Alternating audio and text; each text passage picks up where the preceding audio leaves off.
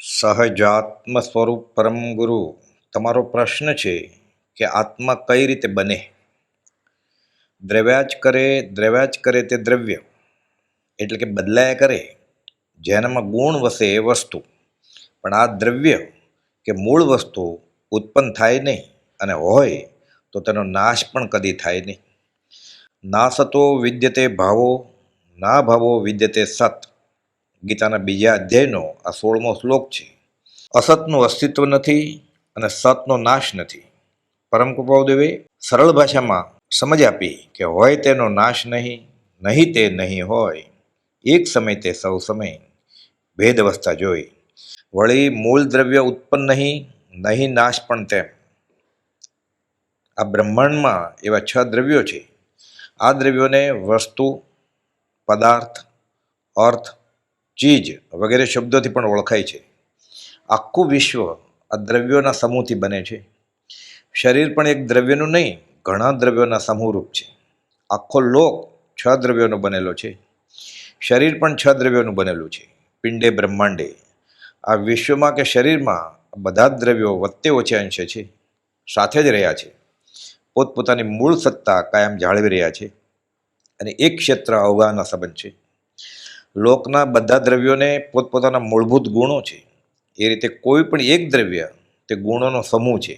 ગુણ અને ગુણીને છૂટા પાડી શકાય નહીં, કેમ કે આ ગુણોને તે મૂળ દ્રવ્ય સાથે નિત્ય તાદાત્મ્ય સંબંધ હોય છે. દાખલા તરીકે ગળપણ અને સાકર છૂટા પાડી શકાય નહીં. એ જ રીતે જ્ઞાન ગુણ અને જીવ દ્રવ્ય બંને અલગ પાડી શકાય નહીં. ગુણ વગર ગુણીનું અસ્તિત્વ સંભવે જ નહીં. શાસ્ત્રીય ભાષામાં આ ગુણ અને ગુણીના સંબંધને અવિનાભાવી સંબંધ કહે છે. આત્મા એક સ્વતંત્ર દ્રવ્ય છે, પણ તે કંઈ એકથી વધારે દ્રવ્યોનો સમૂહ નથી. તો શરીર છે એ એક કરતાં વધુ દ્રવ્યોનો સમૂહ છે, સંયોજન છે, મિશ્રણ છે. આત્મા તો સ્વતંત્ર એક આગવું દ્રવ્ય છે. જ્ઞાન ગુણ કે ઉપયોગ લક્ષણ એ જીવ તત્વનું વિલક્ષણ છે, અને આ ગુણ આત્મા સિવાયના બીજા 5 દ્રવ્યોમાં છે જ નહીં. આત્મા અને દેહ બંને તદ્દન ભિન્ન છે, મૂળમાં જ ભિન્ન છે.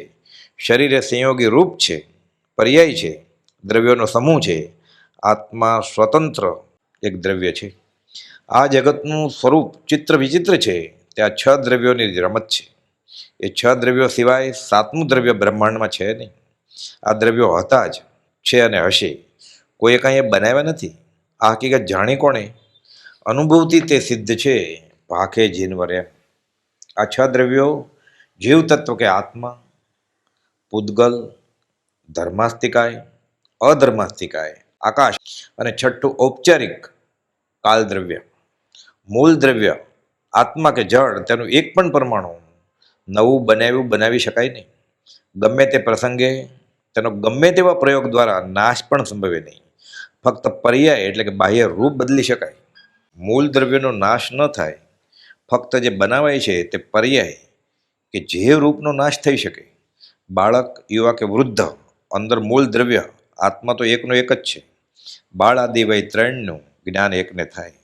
તે જ પ્રમાણે પાણી વરસાદ રૂપે વરસે, સરોવરમાં જાય, વરાળ થઈ આકાશમાં વાદળા બંધાય, વરસે અને ફરી પાણી બને. આ રીતે આ ચક્કર ચાલુ જ રહે. પ્રશ્ન ઉઠે કે આત્મા એ શાશ્વત પદાર્થ છે, તો પછી ટેસ્ટ ટ્યુબ બેબીમાં એ બનાવવામાં કઈ રીતે આવે? આગળ કહ્યું તેમ બ્રહ્માંડના બધા દ્રવ્યો જડ ને ચેતન સત છે, હતા, છે અને હશે.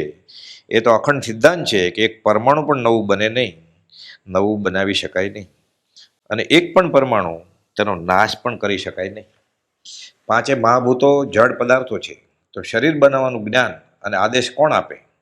આત્માની સત્તા વડે બધું પ્રવર્તન થાય. આત્મા પોતે બન્યો બનાવાતો નથી, ક્યાંકથી આવે છે.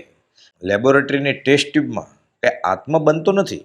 ટેસ્ટ ટ્યુબમાં ભેગા કરેલ પુરુષના વીર્ય અને સ્ત્રીના રેતના મિશ્રણમાં એ ચેતન સંચર્યો, એટલે ક્યાંકથી આવ્યો. જળ એવા 5 મહાભૂતોમાંથી વ્યવસ્થિત રીતે આ આત્માની સત્તાથી શરીર બને. અરૂપી હોવાથી તે ઇલેક્ટ્રોન માઇક્રોસ્કોપથી પણ જણાય એમ નથી. ફક્ત તેના ગુણધર્મોથી તે અનુમાની શકાય, પરોક્ષે જાણી શકાય. પણ જ્ઞાનીની આજ્ઞાએ વર્તા ત્યાગ અને વૈરાગ્ય એવા અંગભૂત સાધનો યથાર્થ પ્રગટે તો પછી અનુભવી પણ શકાય. પરમ કૃપાળુદેવે વચનામૃત 530માં સમજાવ્યું છે કે જળના હજારો ગમે સંયોગો કરીએ તો જે જળરૂપ જ થાય. તેથી ચેતનની ઉત્પત્તિ થઈ શકે નહીં. જે ધર્મ જે પદાર્થમાં હોય નહીં તેવા ઘણા પદાર્થો ભેળા કરવાથી પણ તેમાં જે ધર્મ નથી તે ઉત્પન્ન થઈ શકે નહીં.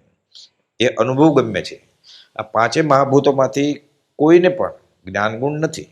અગ્નિને, વાયુને, જળને, પૃથ્વીને કે આકાશને. અને તેથી જો આ પાંચે વત્તે ઓછે અંશે ભેગા કરવામાં આવે કે થાય તો પરિણામે જે વસ્તુ બને તે તેવી જ જાતિના થાય કે જેમાં જ્ઞાન ગુણ હોય નહીં. આ એ ઉતરે તો સહજ સમજાય કે આત્મા કે જેનું મુખ્ય લક્ષણ જ્ઞાન સ્વરૂપપણું છે તે આવા પંચ મહાભૂતમાંથી બને જ કઈ રીતે? અને બને જ નહીં તો પછી જેને મરણ કહેવાય છે તે થતાં આ જીવ દ્રવ્ય કે આત્મા પાંચ મહાભૂતમાં ભળે પણ કઈ રીતે? જ્ઞાન ગુણ એ જીવનું મુખ્ય લક્ષણ છે, વિલક્ષણ છે. અને જેમાં જ્ઞાન ગુણ ન જ સંભવે કે ન જ પ્રગટે તે જળનું મુખ્ય લક્ષણ છે. જ્ઞાન સ્વરૂપપણું એ આત્માનું મુખ્ય લક્ષણ થયું અને તેના અભાવવાળું મુખ્ય લક્ષણ જળનું છે. તે બંનેના અનાદિ સ્વભાવ છે એમ કૃપાલદેવે અહીં સમજાયું છે. આ રીતે બંને પાંચ મહાભૂત મૂળ જળ તત્વ રૂપે નિત્ય વસ્તુ છે અને આત્મા પણ ચેતન કે જીવ તત્વ રૂપે નિત્ય પદાર્થ છે. પાંચ મહાભૂતમાંથી બનેલ પદાર્થ શરીર માણસનું, ગાય કે ભેંસનું એ નિત્ય નથી. પાંચ મહાભૂતનું બન્યું તે પાંચ મહાભૂતમાં ભળી જશે. તો આ બધું નક્કી કઈ રીતે થાય? આત્મા જ્યારે એક ગતિમાંથી પરવરી બીજી ગતિમાં જાય ત્યારે સાથે અત્યંત સૂક્ષ્મ એવા બે શરીર તેજસ અને તેનાથી પણ સૂક્ષ્મ એવું કાર્મણ શરીર સાથે લઈ જાય. કાર્મણ ક્યાં જવું એ જગાનું સરનામું, માતા પિતા વગેરે માહિતી સાથે લઈ જાય અને જ્યાં જ્યાં જાય ત્યાં પ્રથમ આહાર તેજસ શરીરની મદદથી લે અને શરીર બને. ટેસ્ટ ટ્યુબ બેબીમાં પણ આ આત્મા એટલે કે જીવ ક્યાંકથી સંચરે છે.